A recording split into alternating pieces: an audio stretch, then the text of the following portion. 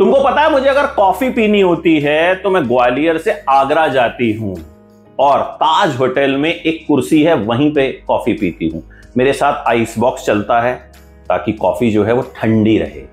Biscuit अगर मुझे खाने होते हैं तो मैं लंदन से आते हैं मेरे लिए, नहीं तो मैं खाती ही नहीं हूं, मैं रोती हूं। दाल मुझे खानी होती है तो एक पर्टिकुलर रेस्टोरेंट से ही आती है दाल बुखारा, 6 घंटे लगते हैं, नहीं तो मैं खाती ही नहीं हूं।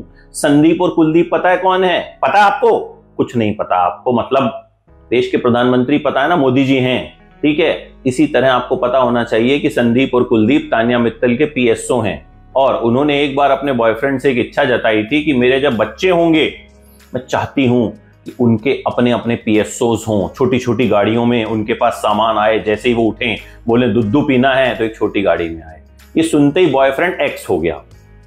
भाई तान्या मित्तल स्क्रिप्ट कहां से लिखती हो? मतलब मैं तो हैरान हूं कि ये सोचती कहां से यार, पूरा दिन कैसे सोचती होगी कि ये ऐसा बोलूंगी और फिर ऐसा होगा। ये भी बोल रही है कि मुझे घर में लोग समझते नहीं हैं, मतलब लोगों को लगता है कि मैं छोड़ती हूं, लेकिन भाई साहब इस लेवल पे छोड़ना, मतलब दुनिया के जितने फेकू चंद हैं वो भाई गुरु मां मान लेंगे इनको। मतलब बिग बॉस में ये बंदी छाई हुई है। देखो रील्स ऐसे ही लोगों की कटती हैं जहां पे इस तरह की बेवकूफाना बातें होती हैं या इस तरह की बकलोली होती है, लेकिन मतलब इस लेवल पे उसको ले जाना, मतलब नेक्स्ट लेवल पे ले जाना यार। आप 1 दिन करोगे, 2 दिन करोगे, भाई 1 महीना हो गया यार। बंदी नया नया लाती है, कुछ गजब लाती है। प्रणीत से कह रही है कि हम तुम्हारा पूरा शो खरीद लेंगे और हम ही देखेंगे अगर हमारा मजाक उड़ाया तो। इसके अलावा बाकी घर में जो है कुछ लड़ाइयां हुई। शहबाज ने कप्तान साहब से जाके कह दिया अभिषेक से कि तुम अपना बिस्तर ठीक करो। कप्तान साहब फरहाना से भिड़ गए कि तुमने कपड़े भिगो रखे थे, तुम वो ठीक करो। गधा गधी ये वो लड़ाई शुरू हो गई। इसके बाद बसीर और अभिषेक भिड़ गए कि भाई बसीर कह रहा है आवेश का सामान ठीक नहीं है, उसको बोलो।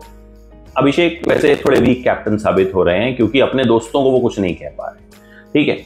फिर प्रणीत और अमाल की लड़ाई हो गई।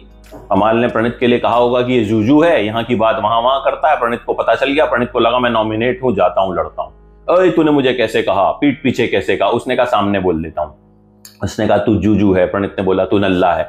इससे पहले रोस्टिंग की लोगों ने 2 टीमें बनी थी जिसमें शहबाज की टीम जीत गई, तो वही एक दूसरे को उल्टा सीधा टट्टी पट्टी मतलब ऐसे वर्ड बोले जो कि बोलने भी नहीं चाहिए, ठीक है। थोड़ा लेवल मेंटेन रखना चाहिए वहां पे।